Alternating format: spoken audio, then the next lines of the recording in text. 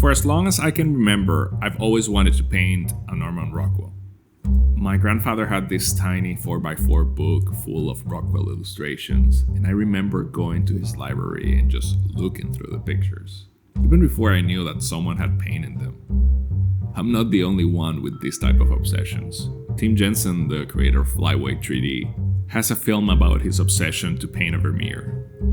He methodically studies Vermeer paintings and methods, eventually finding a book that talks about devices he might have used in the 1600s to get his hyperrealistic paintings. Eventually coming up with a way to fulfill his dream. If you like technology and art, go watch this film. I've had the same obsession with Rockwell. You see, technique is the first barrier that any artist needs to cross, and realistic painters have struggled with this for centuries.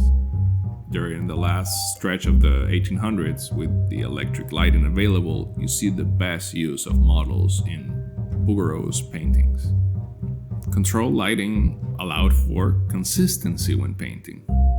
In the case of Rockwell, there is a lot more documentation on how he worked. During the first section of his career, Rockwell only used live models for his paintings, a masterful storyteller and painter. But when magazines started using photographs on their covers, you just couldn't compete with the deadlines. Rockwell started to rely more on photographs to get his paintings faster, plus he could get poses that models couldn't hold otherwise. Using photographs makes it easier for you to measure things and get in the lighting and anatomy proportions just right. He had his assistants take pictures of what he wanted while he directed the scene. At first, Rockwell only used his images as suggestions, but over time he got really meticulous with the image taking to the point where he photographed every detail he needed for his compositions.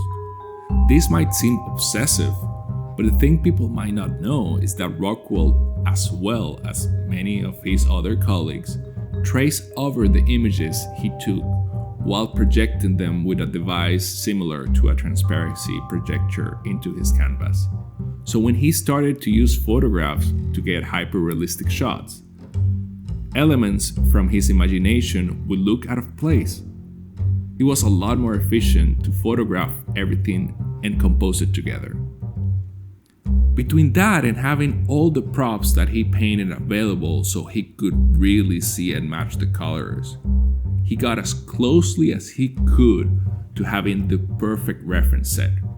In short, if you want to make realistic images, you need to bulk up with all the resources you can. Rockwell at first was ashamed of his use of photographs, but later in life challenged anyone to decipher when he started using photographs.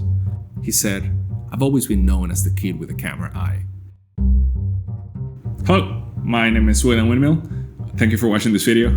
As you can see, I'm really passionate about Rockwell and his process.